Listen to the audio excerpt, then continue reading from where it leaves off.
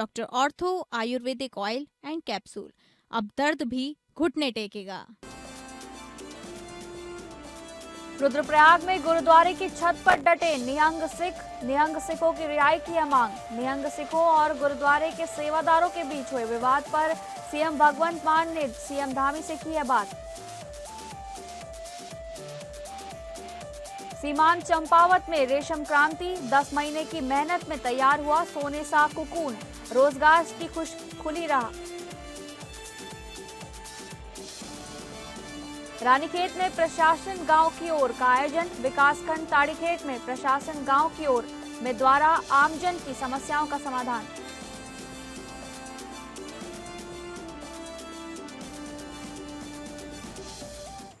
नमस्कार, आप सभी का बहुत बहुत स्वागत है उत्तराखंड न्यूज में। मैं हूं आपके साथ शालिनी राणा। शुरुआत करेंगे उत्तराखंड से जुड़ी खबरों की। उत्तराखंड के रुद्रप्रयाग जिले में निहंग सिखों और गुरुद्वारे के सेवादारों के बीच हुए विवाद का मामला बढ़ता ही जा रहा है। निहंग सिख हेमकुंड साहिब तीर्थ यात्रा मार्ग पर स्थित नगरासू गुरुद्वारे की छत पर डट गए हैं और वे पिछले 24 घंटों से वहीं डेरा डाले हुए हैं। इस बीच 55 वर्षीय सिख तीर्थयात्री के कथित अपहरण की खबरों के बाद चिंता बढ़ गई है। निहंग सिख तीर्थयात्रियों ने कर्णप्रयाग में हुई घटना के बाद गिरफ्तार किए गए लोगों की रिहाई की मांग की है। उन्होंने चेतावनी दी है कि अगर हिरासत में लिए गए निहंग सिखों को रिहा नहीं किया गया तो देश भर से बड़ी संख्या में निहंग सिख उत्तराखंड आएंगे।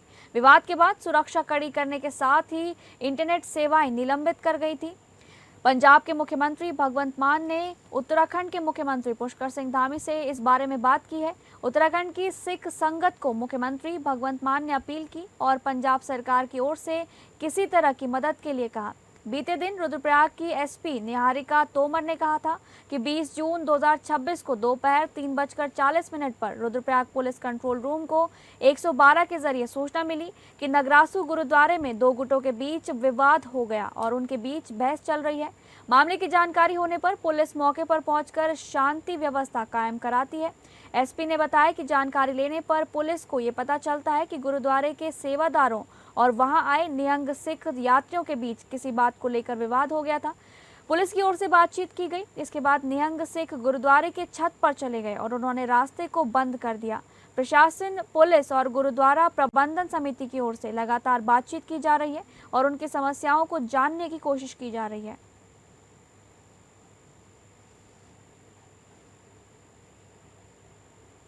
अगली खबर का रुख करेंगे जहां पर रुड़की 2027 विधानसभा चुनाव से ठीक पहले खानपुर के विधायक उमेश कुमार की पत्नी सोनिया शर्मा ने जन निर्माण पार्टी की औपचारिक शुरुआत कर दी। रुड़की के एक होटल में पार्टी कार्यकर्ताओं को संबोधित करने के बाद प्रेस वार्ता में उन्होंने कहा कि पार्टी का पहला मुद्दा उत्तराखंड से भ्रष्टाचार को खत्म करना होगा। साथ ही युवाओं को रोजगार, पेपर लीक और अन्य जन समस्याओं से खिलाफ पार्टी संघर्ष करेगी।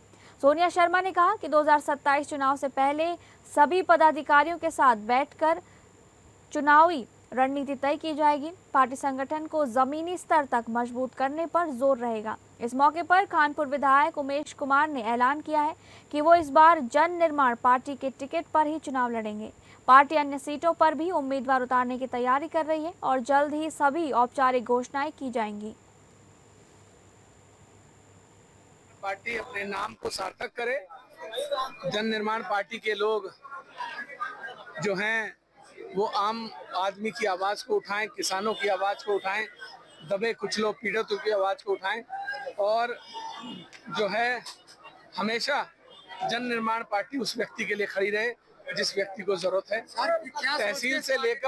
तहसील से लेकर जिला पंचायत ब्लॉक तक फैले हुए भ्रष्टाचार को मिटाना इस पार्टी का मुख्य ध्येय होना चाहिए। हमने आज जन निर्माण पार्टी की घोषणा की है और इसका उद्देश्य ये है कि राष्ट्रीय पार्टियां 25-26 साल यहाँ उत्तराखंड में होने के बाद भी यहाँ की समस्याओं को हल नहीं कर पा रहे और लोग संघर्ष कर रहे हैं, आंदोलन कर रहे हैं। चाहे वो पेपर लीक का मामला हो, चाहे रोजगार का मामला हो, चाहे भ्रष्टाचार का मामला हो, चाहे न्याय व्यवस्था का मामला हो, सब लोग बहुत अगली खबर सीमांत जनपद चंपावत से एक ऐसी प्रेरणादायक तस्वीर सामने आई है जो पहाड़ के युवाओं के लिए नई उम्मीद की नई किरण बनकर उभरी है। मुख्यमंत्री पुष्कर सिंह धामी के विकल्प रहित संकल्प के विजन को धरातल पर उतारते हुए तैयार 100 ग्राम सभा के दो युवा किसानों ने रेशम उत्पादन के क्षेत्र में उल्लेखनीय सफलता हासिल की है। सरकारी योजनाओं और अपनी मेहनत के दम पर इन युवाओं ने महज 10 महीने में रेशम उत्पादन शुरू कर आत्मनिर्भरता की कहानी लिख दी है। पहाड़ों से पलायन रोकने और ग्रामीण अर्थव्यवस्था को मजबूत बनाने की दिशा में चंपावत के सीमांत गांवों से सकारात्मक बदलाव की तस्वीरें सामने आने लगी हैं।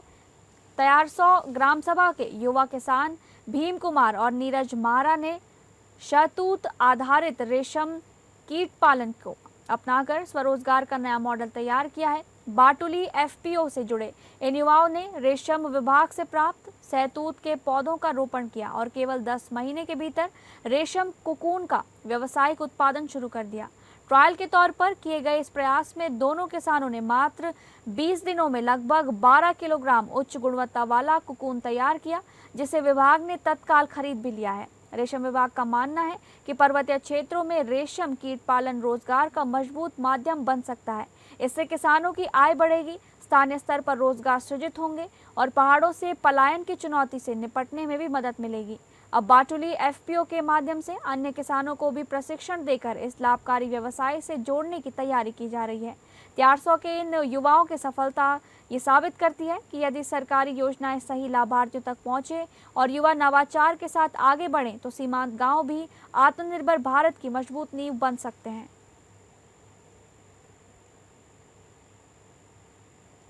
विकासखंड ताड़ीखेत के सभागार में बहुउद्देश्य शिविर का आयोजन किया गया। सर्वप्रथम मुख्य अतिथि क्षेत्रीय विधायक डॉक्टर प्रमोद नैनवाल, तहसीलदार दीपिका आर्या और खंड विकास अधिकारी ताराचंद ने संयुक्त रूप से दीप प्रज्वलित कर शिविर का शुभारंभ किया। शिविर में विभिन्न विभागों के अधिकारियों एवं कर्मचारियों द्वारा आमजन की समस्याओं का समाधान करते हुए उन्हें सरकारी योजनाओं की जानकारी और लाभ प्रदान किया गया। शिविर में क्षेत्रीय विधायक डॉक्टर प्रमोद नैनवाल ने लोगों की समस्याएं सुनी और उनके समाधान हेतु अधिकारियों को निर्देशित किया। उत्तराखंड सरकार द्वारा विकासखंड स्तर पर जन जन की सरकार जन जन के द्वार के तहत प्रशासन गांव की ओर बहुउद्देश्य शिविरों का आयोजन किया जा रहा है।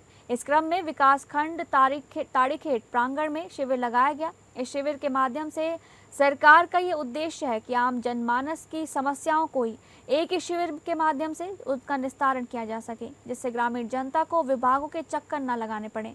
विधायक डॉक्टर प्रमोद नैनवाल ने बताया कि जन जन की सरकार के तहत तमाम बहुउद्देश्य शिविरों का आयोजन किया गया था, लेकिन जिन लोगों की शिकायतें रह गई थी उन कार्यों का समाधान किया जा रहा है। तो पुनः विकासखंड ताड़ीखेत में बहुउद्देश्य शिविर का आयोजन किया गया है, जिसमें बहुत से फरियादी यहाँ पर आए हैं जिनका समाधान किया जा रहा है। हमारी सरकार द्वारा जन जन की सरकार के तहत तमाम हमारे बहुउद्देशीय शिविरों का आयोजन किया गया था, लेकिन आज पुनः जिन लोगों को वो सुविधाएं नहीं मिल पाई थी, जिन लोगों की कुछ शिकायतें रह गई थी विकास कार्यों से संबंधित और तमाम कार्यों से संबंधित, तो पुनः बहुउद्देशीय शिविर आज हमारे विकासखंड ताड़ीखेत में लगाया गया है, जिसमें भारी संख्या में फरियादी यहाँ पर आए हैं और उनकी समस्याओं का समाधान तत्काल किया जाए। अगली खबर, चंपावत जिलाधिकारी मनीष कुमार के कुशल निर्देशन में सोमवार को राजस्व परिषद की आयुक्त एवं सचिव महोदया के जनपद भ्रमण और निरीक्षण कार्यक्रम के अवसर पर कलेक्ट्रेट सभागार परिसर में विभिन्न विभागों की ओर से जन कल्याणकारी योजनाओं और उपलब्धियों को प्रदर्शित करती भव्य प्रदर्शनी का आयोजन किया गया। कलेक्ट्रेट सभागार के बाहर लगाए गए आकर्षक विभागीय स्टॉलों में सरकार की विभिन्न विकासपरक योजनाएं, स्वरोजगार कार्यक्रम और ग्रामीण आजीविका संवर्धन से जुड़ी गतिविधियों को प्रमुखता से प्रदर्शित किया गया। प्रदर्शनी में राष्ट्रीय ग्रामीण आजीविका मिशन, उद्यान और रेशम विभाग, पशुपालन और डेयरी विकास विभाग, मत्स्य विभाग, उद्योग विभाग, कृषि विभाग और ICDS विभाग सहित कई विभागों ने अपने अपने स्टॉल स्थापित किए। निरीक्षण के दौरान संबंधित विभागों के अधिकारियों ने सचिव महोदया को जनपद चंपावत में संचालित योजनाओं, उनकी प्रगति, नवाचारों और स्थानीय स्तर पर हुए सकारात्मक बदलावों की विस्तृत जानकारी दी। सचिव महोदया ने विभागीय स्टॉलों का अवलोकन करते हुए योजनाओं के प्रभावी क्रियान्वयन की सराहना की। प्रदर्शन के माध्यम से जनपद चंपावत में संचालित विकास कार्यों, आत्मनिर्भरता की दिशा में किए जा रहे प्रयासों और सरकार की जन कल्याणकारी नीतियों की प्रभावी झलक देखने को मिली।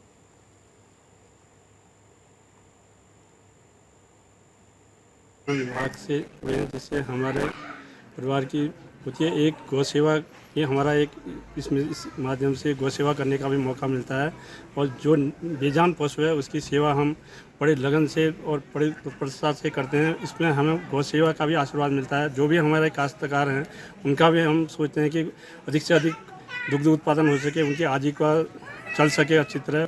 सर क्या कहते हैं, हम लोग हिमालयन बास्केट से हैं। हम लोग क्या कहते हैं, दूध से छुरपी और घी बना। ये छुरपी है पूरा दूध से बना है, जो दूध का छेना रहता है उससे ये छुरपी बना है, और ये घी है सर। चंपावत में अभी मैं कलेक्ट्रेट का और एक तहसील का मैं निरीक्षण कर रही हूँ, और इसमें सबसे पहले तो विभिन्न विभागों द्वारा यहाँ पे स्टॉल लगाए गए थे जो उनके द्वारा कार्य किए जाते हैं, तो सब बहुत अच्छा था। और उसको देखकर लग रहा है कि जनपद में जो रोजगार परक गतिविधियाँ बहुत अच्छे से विभागों द्वारा आयोजित की जा रही हैं। उसके बाद यहाँ पे मीटिंग ली गई सभी विभागों के साथ। अगली खबर, माल रोड को अतिक्रमण मुक्त रखने को लेकर नगरपालिका और पटरी व्यापारियों के बीच टकराव बढ़ गया है। बीती रात नगरपालिका की अतिक्रमण टीम ने मसूरी मॉल रोड पर अवैध रूप से पटरी लगा रहे व्यापारियों को हटाया। इस दौरान अधिशासी अधिकारी और टीम के साथ व्यापारियों की तीखी कहासुनी हो गई और अभद्रता की शिकायत सामने आई है। इससे नाराज नगरपालिका कर्मचारी संघ ने रविवार कोतवाली मसूरी पहुंचकर हंगामा करने वालों के खिलाफ तहरीर दी और दोषियों पर सख्त कार्रवाई की मांग की। नगरपालिका ने पहले ही मॉल रोड को स्वच्छ सुंदर रखने के लिए 130 पटरी व्यापारियों को हटाया था। इनमें से 60 से 70 लोगों को वैकल्पिक स्थानों पर विस्थापित भी किया जा चुका है। पात्र व्यापारियों के चयन के लिए टीवीसी कमेटी भी गठित की गई है जो मानकों के आधार पर अनुमति दे रही है। इसके बावजूद बीती रात कुछ लोगों ने जबरन मॉल रोड पर पटरी लगाने की कोशिश की और अतिक्रमण टीम से उलझ गए। कर्मचारी संघ के अध्यक्ष चंद्र प्रकाश बडोनी ने कहा कि अधिशासी अधिकारी के नेतृत्व में टीम सरकारी ड्यूटी कर रही थी, लेकिन व्यापारियों ने कर्मचारियों के साथ अभद्रता कर उनका मनोबल गिराया। कर्मचारी संजीव कवि ने कहा कि कर्मचारी शहर को व्यवस्थित रखने के लिए रात दिन काम करते हैं, लेकिन इस तरह की घटनाएं सरकारी कार्य में बाधा हैं। संघ ने शासन प्रशासन से दोषियों के खिलाफ तुरंत कार्रवाई की मांग की है। चेतावनी दी गई है कि यदि कार्रवाई नहीं हुई तो कर्मचारी हड़ताल को मजबूर होंगे, जिसकी पूरी जिम्मेदारी प्रशासन की होगी।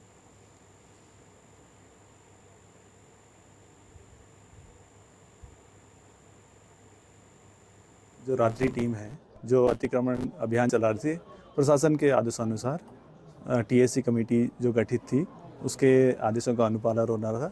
हमारे 2 कर्मचारी और उसमें जो है हमारे मुख्य अधिकारी, अधिशासी अधिकारी जो है मौजूद थे, और उनके साथ जो है इन व्यक्तियों द्वारा जो है अभद्रता की गई। हमारे अधिशासी अधिकारी महोदय की गाड़ी के समक्ष आके उनके साथ बहुत अपशब्दों का प्रयोग किया गया।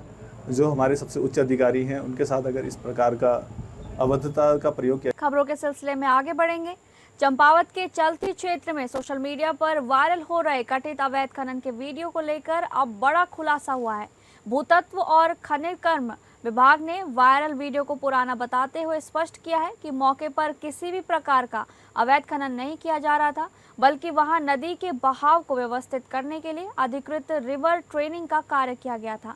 चलती क्षेत्र में जेसीबी मशीनों के जरिए अवैध खनन किए जाने का दावा करते हुए एक वीडियो सोशल मीडिया पर तेजी से वायरल हुआ। वीडियो के सामने आने के बाद विभाग ने मामले का संज्ञान लिया और स्थिति को लेकर आधिकारिक जानकारी साझा की। प्रभारी जिला खान अधिकारी डॉक्टर हरीश बिष्ट ने बताया कि वायरल वीडियो पुराना है और जिस स्थल को अवैध खनन से जोड़ा जा रहा है वहां जिला स्तर से विधिवत अनुमति प्राप्त रिवर ट्रेनिंग कार्य कराया गया था। उन्होंने बताया कि मुख्यालय स्तर से निर्धारित शर्तों के अधीन जेसीबी मशीन के उपयोग की भी अनुमति प्रदान की गई थी। विभाग के अनुसार रिवर ट्रेनिंग का कार्य पूर्ण हो चुका है और वर्तमान में उस क्षेत्र में किसी भी प्रकार की अवैध खनन गतिविधि संचालित नहीं हो रही है। नदी के बहाव को वैज्ञानिक तरीके से चैनल के माध्यम से केंद्रित किया गया है, जिससे भविष्य में बाढ़ और आपदा की स्थिति में नुकसान की आशंका कम होगी तथा राहत एवं बचाव कार्यों में सुविधा मिलेगी। मैं डॉक्टर हरीश बिष्ट, प्रभारी जिला खान अधिकारी चंपावत।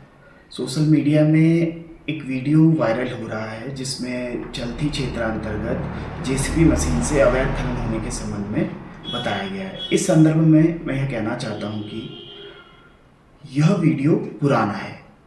जिस स्थल का यह वीडियो दिखाया जा रहा है वह स्थल रिवर ड्रेजिंग क्षेत्र है जिसमें जिले स्तर से रिवर ड्रेजिंग की अनुमति प्रदान की गई है तथा मुख्यालय स्तर से कतिपय शर्तों के अधीन जेसीबी मशीन की अनुमति भी प्रदान की गई है। उक्त स्थल पर रिवर ड्रेजिंग कार्य पूर्ण कर लिया गया है तथा उक्त स्थल पर किसी भी प्रकार का अवैध खनन नहीं हो रहा। अगली खबर का रुख करेंगे, जहां चंपावत राष्ट्रीय राजमार्ग 9 पर सूखीडांग और सिनयाड़ी के बीच एक दर्दनाक हादसा बाल बाल बच गया। सितारगंज से धारचूला जा रही बोलेरो अचानक ब्रेक जाम हो जाने से अनियंत्रित हो गई। तेज रफ्तार गाड़ी सड़क किनारे लगे क्रैश बैरियर को तोड़ते हुए खाई की तरफ लटक गई। गाड़ी में चालक समेत एक ही परिवार के 3 लोग सवार थे। चालक ने बताया कि ब्रेक अचानक जाम हो गए और गाड़ी सीधे आगे बढ़ती चली गई। गनीमत रही कि चालक की सूझबूझ और किस्मत ने चारों की जान बचा ली। हादसे में कोई जनहानि नहीं हुई और सभी यात्री पूरी तरह सुरक्षित हैं। सूचना मिलते ही पुलिस प्रशासन की टीम मौके पर पहुंची।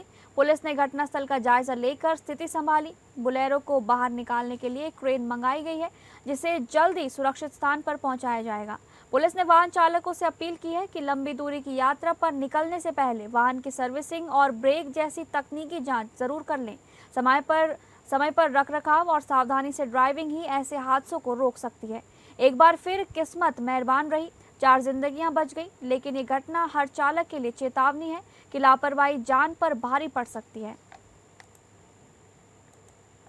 जानकारी ये हमारे यहाँ पहुँचने से पहले दुर्घटनाग्रस्त हो गई थी। ये ऊपर से आ रही थी, ये क्रैश बैरियर तोड़ के ब्रेक डाउन हुआ था इसका जी। तो यहाँ गई है, इसमें 4 लोग थे, सभी सुरक्षित हैं। और ये मैं सितारगंज से निकल रहा था, धारचूला के लिए निकल रहा था सितारगंज से। तो ऐसा हो गया कि ये बैंड में अचानक से एक गाड़ी एसपीओडी की गाड़ी आई, तो उनसे मैंने पास लिया। पास होने के बाद ये बैंड में मैं जैसे पहुँचा, बैंड में पहुँचने के बाद अचानक से मेरे ब्रेक हो गए हार्ड।